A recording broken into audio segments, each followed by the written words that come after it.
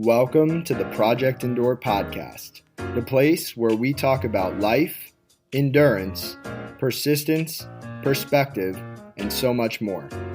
I'm Joe Rinaldi, and I'll be your host. Let's jump in. Before we get started, let me tell you about the only supplements that I use. For nearly 10 years, Bear Performance Nutrition has been on a mission to educate, inspire, and improve the performance of modern-day athletes, adventurers, and warriors through training, nutrition, and supplementation. With effective formulas that work as hard as you do and are third-party tested for prohibited substances, you can get results and reach your full potential with Bear Performance Nutrition. Head to the link in the show notes to go to the website to help me out and to help you out so that we can go one more together. Now, let's get to the episode. Welcome back to the Project Endure podcast. It is episode 31. We have myself, Joe Rinaldi, and we have a very, very special guest down in Frederick, Maryland, JJ Bell-Godfrey. JJ, how are you? I'm good, Joe. How are you? I am so good. You know, this has been a long time coming. And before we hit record, you told me that this is your first ever podcast. So I'm going to put you on the spot. No pressure. I know you're going to do great. But why don't you just introduce yourself right away to the audience a little bit? All right. As Joe said, I'm JJ. I'm 41 years old. I am a triathlete, marathon runner. I am a federal government employee. I'm an analyst for the Department of Agriculture. So I focus on ensuring that tax dollars are utilized properly for our various federal programs. So I'm a numbers geek and a triathlete geek, I guess. Okay, so that was a pretty concise introduction. I'm going to ask you two questions. One, speaking of numbers, what is your favorite number and why? 20. Okay. Because it's the combination of my birth month and birthday. Okay, now let me guess. Since I don't think I know either of these off the top of my head, I'm going to say that your birthday, actually give me this, first half of the year or second half of the year? Second half. You got to think about that. So I'm going to say July 13th. Very good. Wow. Very good. Okay. One for one. All right. Now, speaking of agriculture, I'm going to ask you what your favorite vegetable is. Oh, that's a tough one because I like so many. Corn probably is my favorite green vegetable as a kid. Green was in air quotes there for those who are listening. Yeah. Cool. So JJ, why don't you tell us a little bit about what got you into the world of triathlons, and then we'll jump into some of the deeper questions. Okay. I like to say that I was a accidental marathon runner, but a purposeful triathlete. So I started out running marathons as a way to help my mental health. I needed something to do while I was unemployed. So why not run a marathon when I had never really run more than maybe the mile in gym class? So I started running marathons. I do okay. I'm not great. It gets boring after a while. I mean, all you do is run. But and then I tried a sprint triathlon just for shits and giggles, and I really loved it. And so I decided, well, I went from a sprint tri to a half Ironman because why not? Because that's what I do. I go from 0 to 60. And so I've been, this year in June will be my second half Ironman, but I will have done at that point, that will be my 5th triathlon. Gotcha. So out of the swim, the bike, and the run, which is your favorite and which is your least favorite? Depends on the day, but I enjoy running. The most challenging is the swim because it's not, I mean, it's not real I swam as a kid in the pool, but it's the most challenging of the 3 disciplines for me. Absolutely. I would agree with you big time there. And so, JJ, I'm sure the triathlon stuff is going to weave throughout our conversation at various points, but figured I'd just jump right in with the first question. And that is, what is the hardest thing or circumstance that you've ever had to handle? I think for me, when I was thinking about this and kind of looking back, I would say that I didn't realize at the time it was hard. Mm. It was just the way things were, like my life in general. It isn't anything, it wasn't really until I would start to tell people like snippets of that sort of 10-year part of my life. And I would see the look on their face and I would go, oh, okay.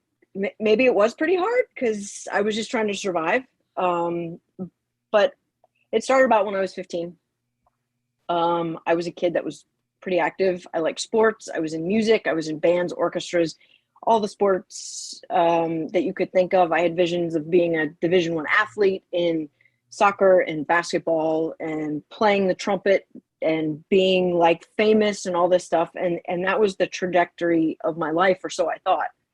And then when I was 15, it just started to change. I started feeling run down. Like I didn't feel right. I just figured I'm a busy kid. Didn't think much of it. I had a lot of family stuff going on.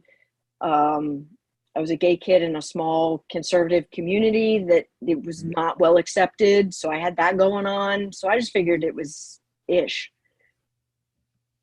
February 96, we got a humongous snowstorm in Maryland, and it's President's Day weekend. Anybody from the area knows President's Day weekend, we always get a blizzard.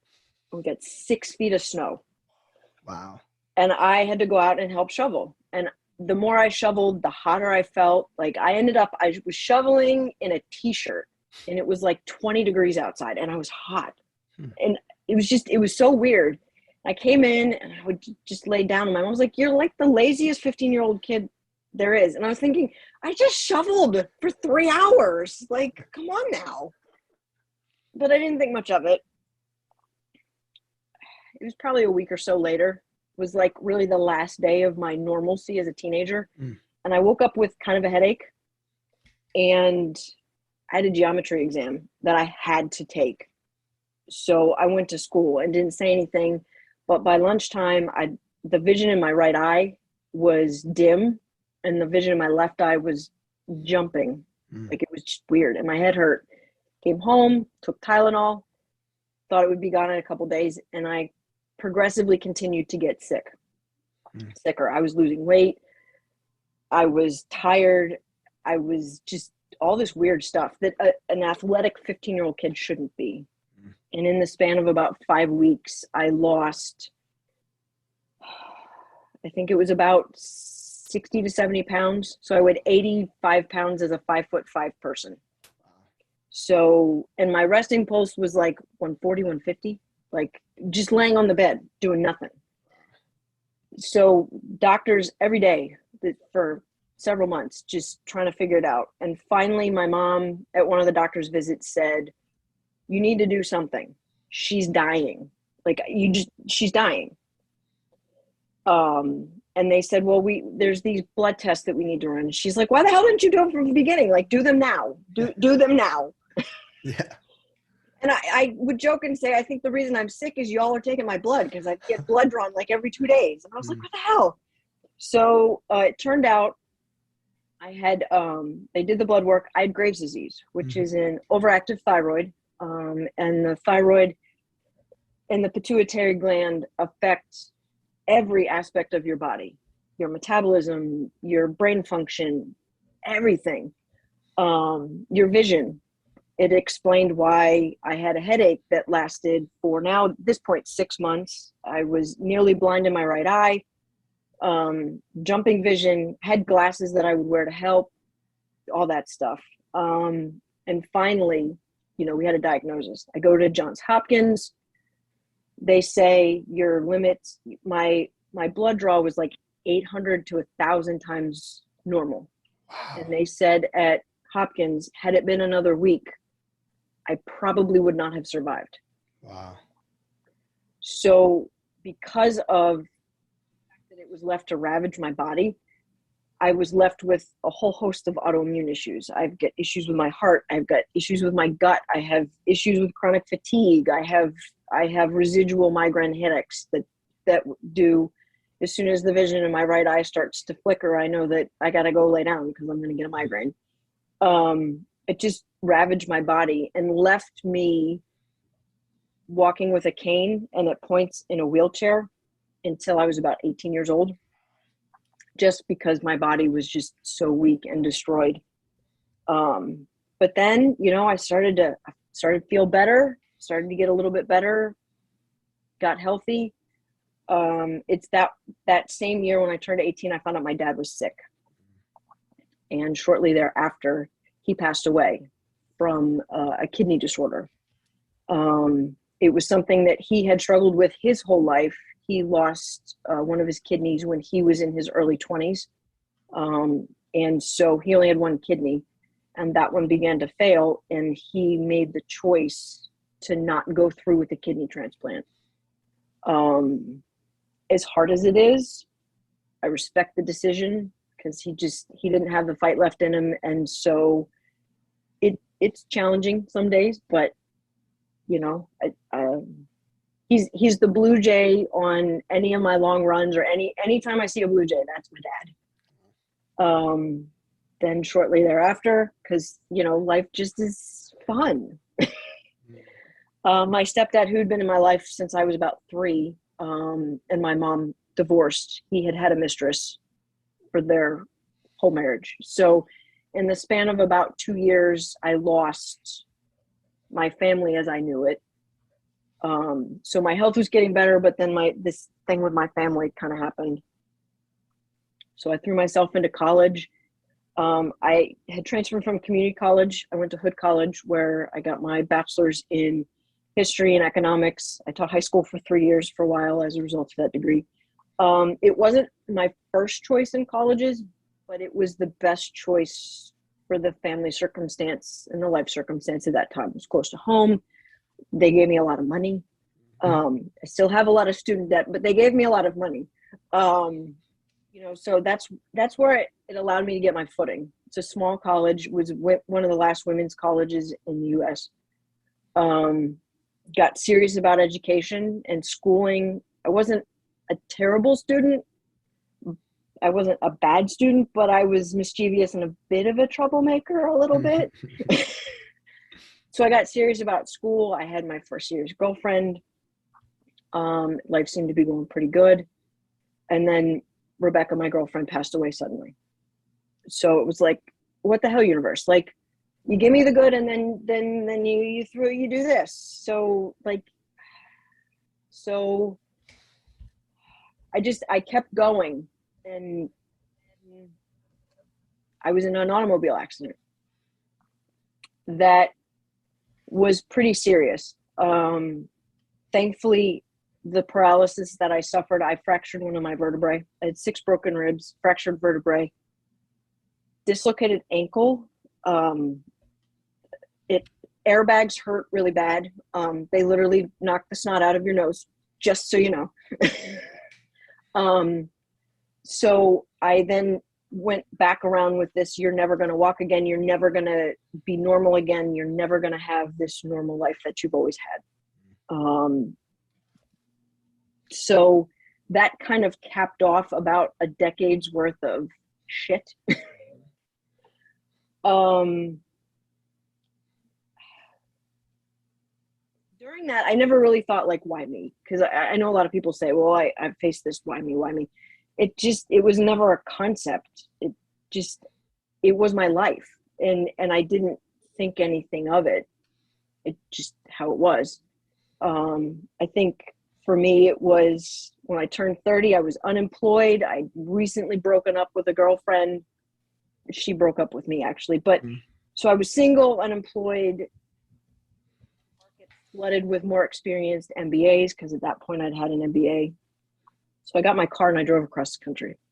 Just Jack Kerouac, road trip, just went on this life-changing road trip, because the most recent breakup I'd had was very messy. It was the tipping point for me emotionally, and just everything came crashing down. And anytime at that point, anytime I tried to get footing, I felt like I was losing footing. So I just got in the car and drove and saw national parks and little towns and sunrises and sunsets and all the places, and just was, and tried to figure out what the hell I wanted to do. And it was through that process that I realized I could go through life as a manual process, which is what I realized I had been doing, to just get through it, move through this thing. Okay, I got through this obstacle. What's the next one? I'll just keep moving. I could just stop and be grateful for the process. And that's what I ended up doing, and realized that I had to go through that darkness, that shit, to see the light. And I probably butchered whatever the quote is, you know, that you can't have light without darkness, or whatever it is. And as soon as I did that, then things started to turn around. I met my wife. I started feeling better mentally, physically. I got better, and just life kind of came together. I mean, I've had bumps along the way, but nothing compared to that maybe 12 year span of my life. Man, JJ, there is so much there. And I think, and the thing that surprises me the most is just that it sounds like you didn't think much of it when it was all happening. You were just on to the next. Yeah. And just for people listening, I'm going to do my best to recap here.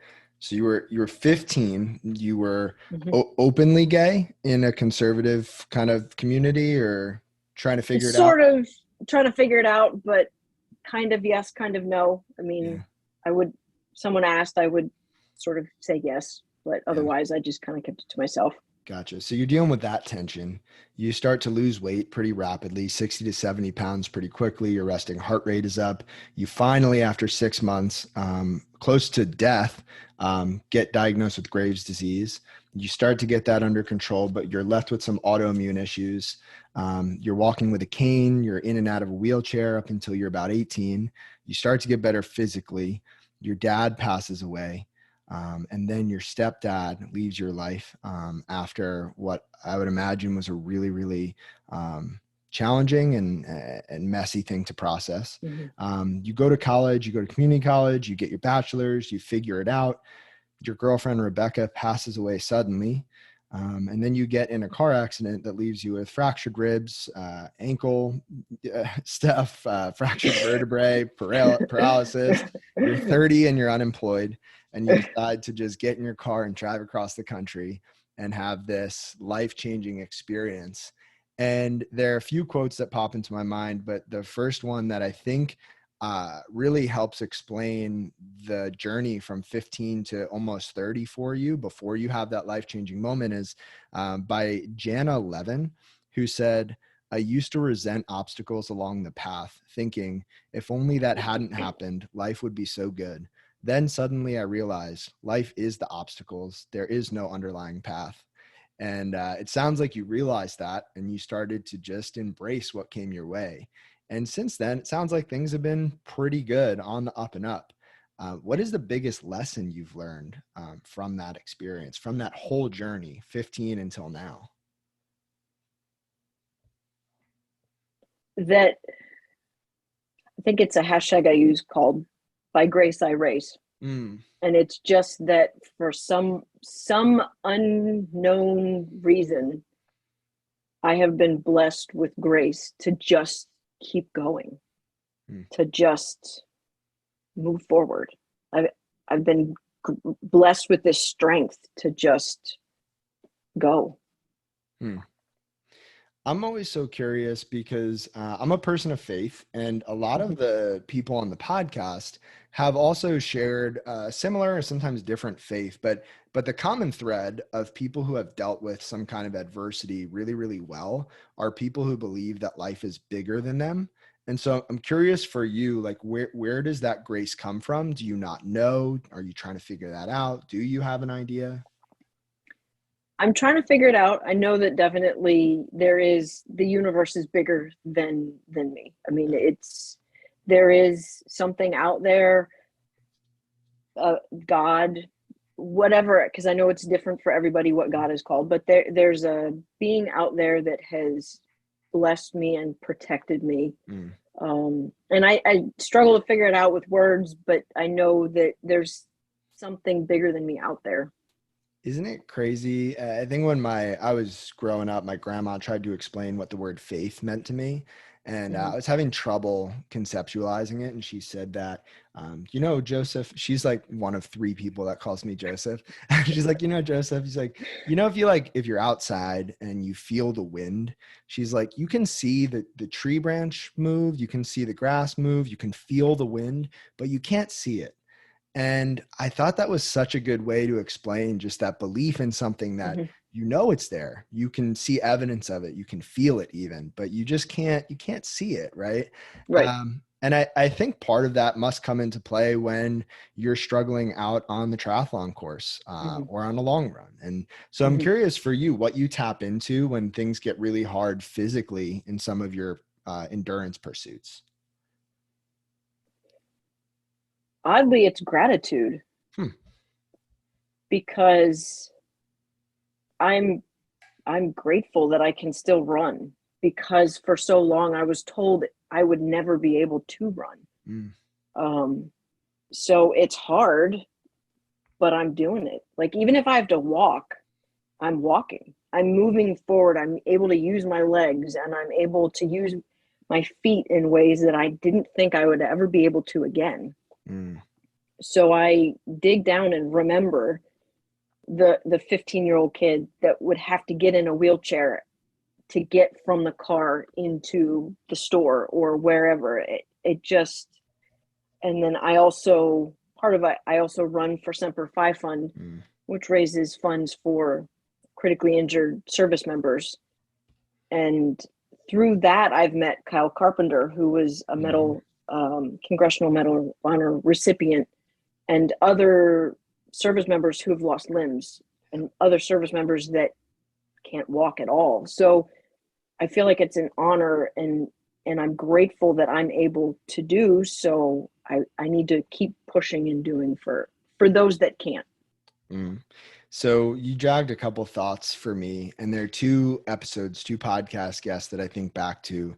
The first is Sam Tooley, episode 2, and he lost his father and his younger brother within the span of a year. And a lot of the driving force for him as to why he does what he does now is because his dad and his brother can't. And I think that is incredibly powerful. And then episode 7, Hannah Huxley, paralyzed from the waist down. And at the end of that episode, or near the end, she described, sometimes she thinks about, all those people who can get up from a chair and walk over to the refrigerator and get a glass of water. And she can't do it like that. And it's stuff like that. It's people like that, stories like that, that help me realize, okay, yes, this might hurt. This might be hard, but the pain I'm feeling right now is a privilege, because there's so many other people who can't do what I'm doing right now.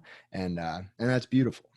And also, JJ, to rewind, I could second the fact that when you get hit with an airbag, that it does knock the snot out of your nose. I second that. And just to go a little deeper on that point, I've mentioned it on the podcast before, but I was also in a car accident. Mine was when I was in college. Car rolled over, airbag went off, everything slowed down. I thought I was going to die. I was completely fine, got out of the car, stood on the sidewalk. And I stood on the sidewalk. I felt that was one of the best feelings I'd ever had, because I felt like I escaped death. I cheated it. And I wish I could bottle up the air that was around me and just smell it every morning, because I had never been so grateful in my life. And that was the most powerful thing I think I've ever felt, Yeah. It's when you come through something like that, it's indescribably, I don't know, indescribably indescribable. Yeah, absolutely. And as one of my old clients and friends used to say, you can't have the bitter without the sweet. You can't have the sweet without the bitter. And I think sometimes that hard stuff in life makes everything else just a little bit better in contrast. Definitely. So with that being said, clearly you're still doing hard things. It's not like this hardship happened and then you're like, all right, well, I'm going to avoid everything challenging for the rest of my life. No, you still pursue that on what sounds like a daily basis. So the next question I have for you, what's the hardest thing that you've ever done on purpose and why have you done that thing? Um, I think the hardest thing I ever did on purpose was signing up for my first marathon. Mm. It was, I had 10 years of doctors telling me I couldn't do it. I had people telling me I couldn't do it. And it was something I had never done more than what I had to do for punishment for sports or gym class. And so I just decided to run and try it. And there's sections of the course I don't remember. Even to this day, I can run a race. And my wife, Jessie, will be like, well, what did you see? I was like, I don't remember. Because you just kind of black out after a couple hours. And I am not a fast marathon runner. My best marathon time is 6 hours and 25 minutes. I figure I might as well get my money's worth. So I'm out there for as long as humanly possible. So, but it's just, for me, it's, I just want to cross that start line, enjoy the race as best I can, have some Skittles, borderline dehydration, and then just cross the finish line at the end. Get the medal and the t-shirt. In all fairness, before we recorded, JJ told me that she only runs marathons so that she could eat Skittles and not feel bad about it. No, yes. she she did not say that. But it's literally the only time I eat Skittles. So that would not be too far from the truth. But so 6 hours, 25 minutes, you remember parts, you don't remember parts. And I'm sure it gets really, really hard at times. Do you have any strategies that you fall back on outside of just pure gratitude? Because I know for me and for a lot of my clients, thinking of people in our lives to dedicate miles to, for example, is a really powerful tactic. Do you have anything like that helps get you through some of those tougher moments, or just skills? I do. One of the smaller things I do is I count light posts, which I think everybody does. Let me count until I get to the next one, and then I'll just get to the next light post. But one of my running mentors, his name is John Godnet, and he recently passed away from ALS. But he was this running guy that just, he would say, okay, let's go out and run. You think you're going out for 3 or 4 miles, and then he'd drag you along for hours, and you're like, John, and he's like, hey, you just ran a half marathon. Just very, have fun. He always said back of the pack is the fun place. It's where the party is. Everybody gets the same medal. We all get the same shirt. You're not going to win anything, so just enjoy it. So that's kind of, I guess, somewhat of the gratitude is I'll think of John. I'll think of a lot of the Semper Fi Fund recipients that I've seen their stories of to just keep going. So counting lampposts and thinking of people are kind of my two things that I go for. And at the Marine Corps Marathon, there's donuts at mile 24. So that also helps too. I don't mean to be so food driven on these races, but hey, you know what? Whatever works. And donuts sound pretty good right now.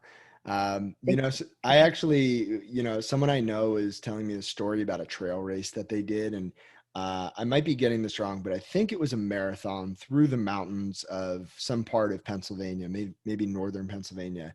And they said that I think it was the last aid and water station was mile 20 or 21.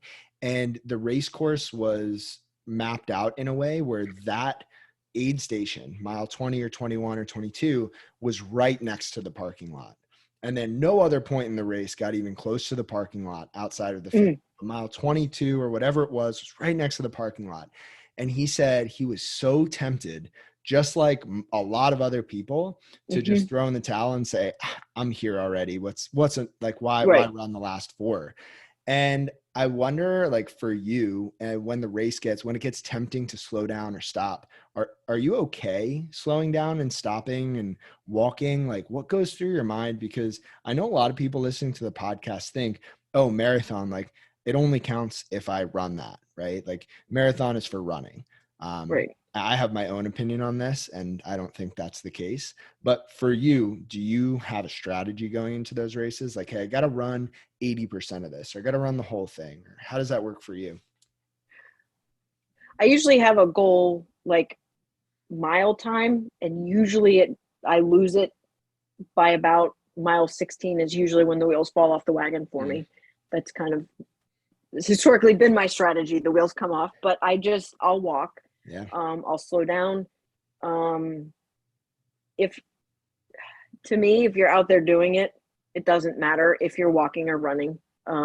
There's the, just keep going forward, just keep walking forward. I mean, like John says, we all get the same medal. Yeah. And so it's the process and the journey. The destination is nice, but it's how you get there. Yeah. And I would add to that I think hard is so relative. And too often we look at what somebody else is doing and we might think, oh, that's so hard, or, oh, that's nothing. And we're using our limited perspective and life experience where we are to judge somebody else. And I have this really interesting story that I haven't found the right moment to tell it on the podcast. And to be honest, I don't know if this is the right moment, but I'm going to squeeze it in here. Okay. When I was in high school, I tail end of high school into college, I was going through some disordered eating, and I was really struggling with some body image stuff. And so my parents just wanted to help me in whatever way they could. And so they set up this appointment with a nutritionist. So went to the nutritionist office, and I was expecting to get there and to see somebody who was in shape, very health conscious. And I thought I would see that, right? And I got there, and this guy was really overweight, like really, really overweight. And so the whole 2 hours I was there, this guy couldn't be nicer. He's running all these tests. He's, explaining things to me. He's encouraging me. And all I can think in my head is, how can I listen to anything that this person is saying? They're clearly not taking their own advice. And so we get to the end. He says, all right, I just wanted to apologize tonight if I was a little sluggish. About a month and a half ago, I had emergency open heart surgery, and they put me on these steroids, and I'm not supposed to exercise, and I've gained like 90 pounds, and I feel terrible. And I'm just really sorry if that reflected in any way tonight. And I'm sitting there in the chair just feeling so bad about myself, because here I was judging this other person on outward appearance. And I think where this ties back in is, you go to a marathon, you see somebody who's maybe not in the best shape walking part of a marathon or most of a marathon. And it's easy to think, what is that person doing? Right? That's easy. Like, why even sign up for a marathon if you're going to walk, kind of thing. And you just never know what somebody else is going through. You never know what's hard for somebody else. And I think it's really hard to turn off that internal voice that just wants to judge, and instead flip that to a positive and go encourage people and cheer people on, Yeah. And it is fun to see at the start line the diverse group of people that now participate in marathoning and in some also triathlon too. There's people of all shapes and sizes and all abilities, and I think that's really cool. I think we need to recognize that we as a country need to embrace fitness in whatever works best for people. I mean, my ability to run an 11-minute mile to my wife who doesn't really run, that's amazing. But maybe to somebody else, 11-minute mile is like, oh my God, that's terrible. What are you, walking backwards? So it's just, yeah, definitely. I mean, my best is somebody else's worst, and just, yeah. It's all relative. And the other part of it too, that I think this might get a little bit into, is comparison. And it's easy to judge, and it's also easy to compare. And if we use the marathon example, say you're running a marathon and you decide, okay, I need to walk a little bit. And this guy who is behind you for the whole race now is just booking it and he passes right by you. And it can be easy to get in your head about something like that. Mm-hmm. And I was thinking about this. I love analogies. Anybody who knows me knows I love analogies. And so if you're driving in a car, and we've all had these moments where something catches your eye. For me, I love looking at houses now because that's where my mind is. So like Mm-hmm. I'll look at a house and my eyes on the house for just a second extra, and I end up drifting 2 inches into the next lane.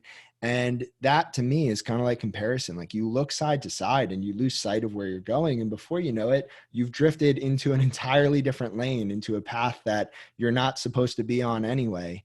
And I think it's really dangerous. And I'm wondering for you, if you've experienced that when pushing yourself physically, if comparison has ever held you back, or if that's a motivator for you, or if you don't think about it at all. I think that is a fantastic analogy. Thanks. I think social media for a while was very harmful because I would follow the elite athletes, and I still do. But in the beginning, I would like try and do what they were doing and try and be them, and I couldn't, and it would get frustrating. And it's just because many of them, their job is to do this thing that I like to do on the weekend, and they get to spend 30 hours a week training, and they have people to help them, and I have myself and Google and a Theragun, and that's the extent of it. And my wife, who's my Sherpa, I'm grateful for her that she shows up on various parts of the course to cheer me on. But I need to compare apples to apples. So, but even age groupers too. There's people that are more talented than I am, that are more physically fit, that have stronger. And sometimes it gets in my head, sometimes it doesn't. I'm getting better at recognizing, okay, stop, you're comparing. Or, try and go, okay, good for them. That's really good. And try and spin it and be grateful for them while also saying, okay, what can I learn rather than how can I be? Oof. That question, what can I learn, is such a powerful one. Such a powerful one. And I think that's one of the reasons why I wanted this podcast to feature the stories of a diverse group of people, because when you listen to these stories, there's always something, and many times, many somethings of what can I learn from this person? What can I learn from what JJ went through from 15 to 30 and the perspective that she has on life right now? And so with that being said, I'm going to ask you a question with the hopes of that somebody can learn something from your answer. So it's a simple one. And it's just, what does the word endurance mean to you?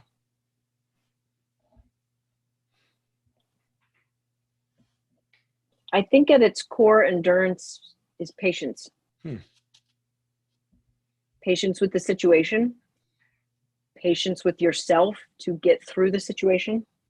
And just knowing that if you're patient in this moment and just stay the course, you'll come out the other side with an amazing adventure. It may not be the adventure you thought it was going to be, but it's going to be uniquely yours. And endurance to me is patience, just being patient. Now, let me ask you a follow-up question. To you, is the concept of patience a passive one or an active one?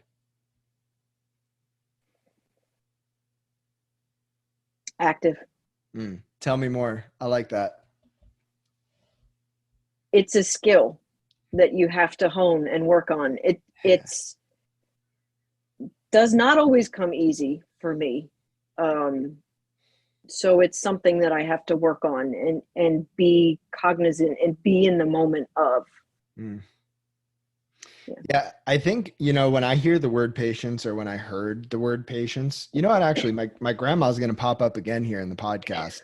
One of the things I absolutely hated when I was a child, we would be somewhere and I would want something and it just wasn't time for that thing yet. Like maybe I wanted dessert and we were still eating dinner, let's just say.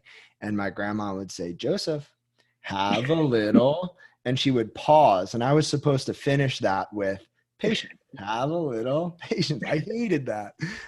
But now I think to me, patience is something that's really active. Like you said, it's a skill. And the same goes for endurance. It's active. It doesn't mean that something hard happens and we just wait it out. We cover our eyes and ears and we just sit there and wait for the storm to pass. It means we're still trying to push forward, to find the best version of ourselves in that situation. And we can wish for things, we can hope for things, but we also have to work for things. And I think that's a really challenging concept. And those things sometimes sound like opposites, being patient for something and working for something. But I think they really, really go together, you know? I agree. What is the best thing that's ever happened to you that you had to be patient for?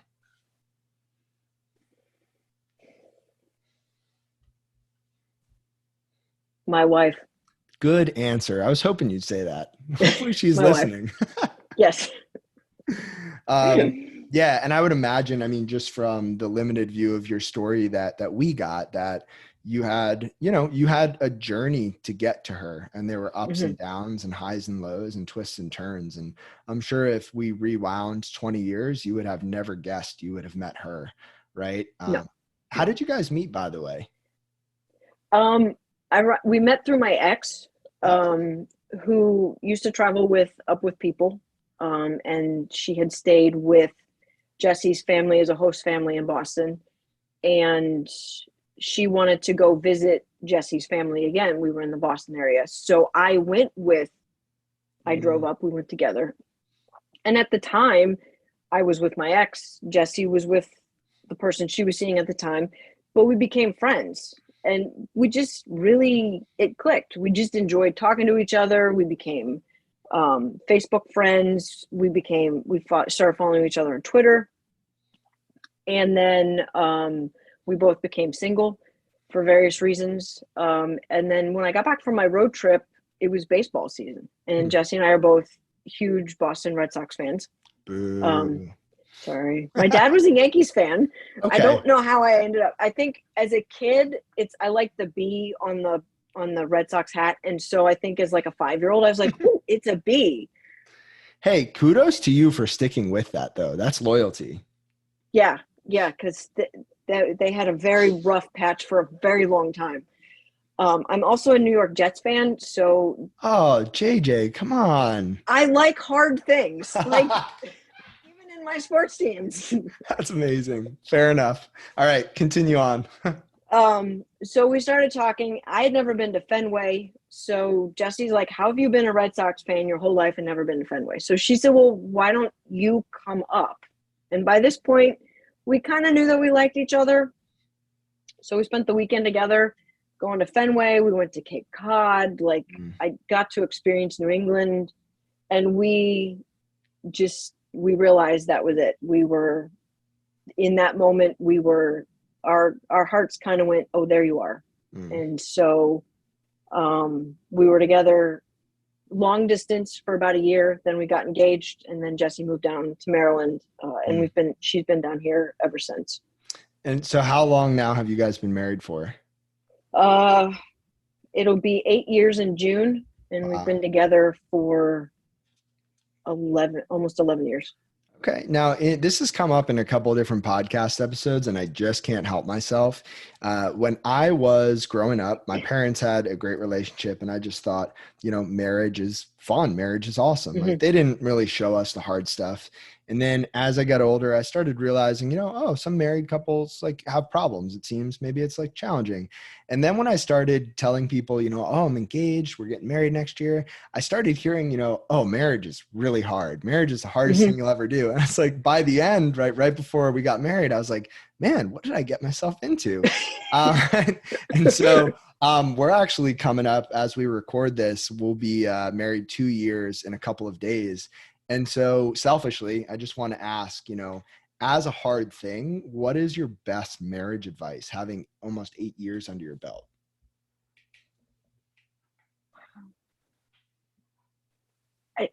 My marriage I haven't had very many hard moments in my marriage.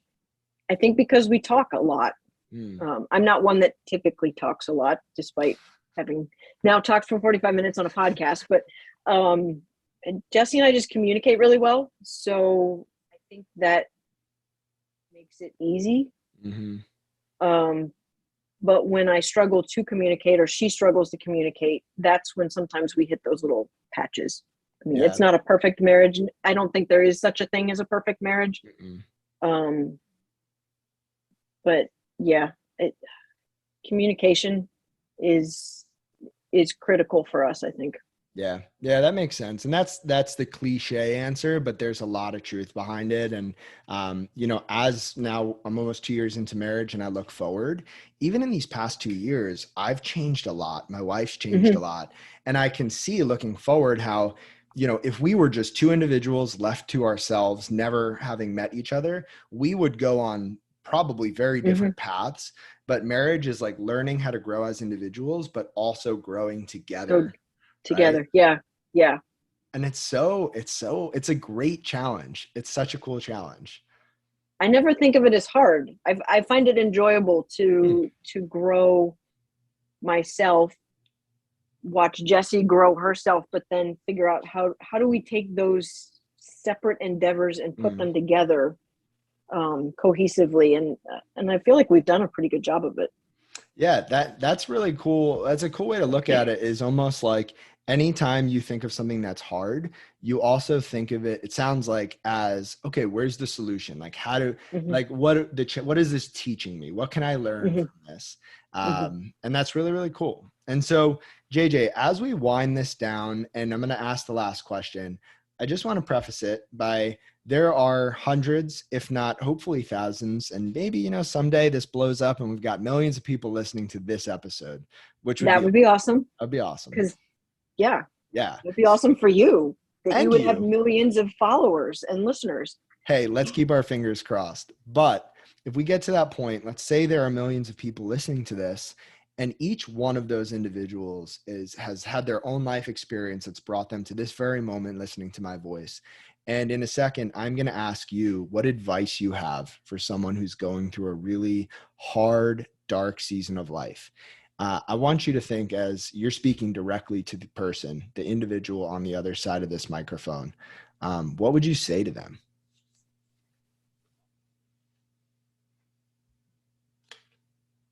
It's gonna sound cliche, but a season will change Mm. and things will improve. But an important caveat to that I think gets left out is that you have to want to change. Change just doesn't happen. It's a person-made phenomenon, I guess. Mm. So even if you don't know how to do it, you don't know what you need to do to fix it, you have to take that little glimmer of hope that you want to change it and just go with it. Don't let go. Just hang on and Mm. just keep trying. And eventually you'll find your way out of the dark spot. Just keep going. Mm. I love it. Just Very keep going. cliche, but that's, You know what, JJ? I think most things are cliche because they're true. And they've just been said so much by so many different mm-hmm, people because it's true. And there's a quote that you just made me think of when you said, just hold on. So mm-hmm, this is by Mark Hansen and Robert Allen. And they wrote a book and they said, the wind might cause a kite to rise, but what keeps it up there is the fact that somebody on the ground has a steady hand. You have to hold steady to your values, your integrity. It's your anchor. You let go of that. Well, it isn't long before your kite comes crashing down. And while that's not a perfect parallel to what we've been talking about, I just think the idea of being able to hold on, to hold steady, to know who you are, to hold true to your values, no matter where the wind is blowing, what storms come and go, the ups and downs. If you can just stay true to yourself, to be authentic and just hold on and keep going, really, really beautiful things will happen. mm-hmm, And not all of those beautiful things are fun. A lot of those beautiful things are hard. mm-hmm. And I would echo what you said. Hold on, keep going. Yeah, Uh, just keep going. yeah. And so, JJ, if people want to connect with you, follow along, I love your handle on Instagram, by the way. Where can people find you and connect with you? I'm on Instagram predominantly at Geeky Triathlete. just because I'm a geek. I like numbers. I like books. That's actually how you and I connected. Is you'd posted something. I actually found you through Sam Tooley, and you were talking about books, and I was like, ooh, a fellow nerd who likes quotes and books. This is fantastic. So that's the geeky part, and then the triathlete is kind of a given. So Absolutely love it. Well, JJ, thank you so much for sharing your story and for being on the podcast. I have to say, as your first podcast ever, you crushed it. And hopefully this is the first of many. well, hopefully, and thank you for having me on. I really appreciate it, and thanks for taking the rookie on under your wing. You're so welcome, JJ. It was well worth it. And we will talk to you soon. Thank you again.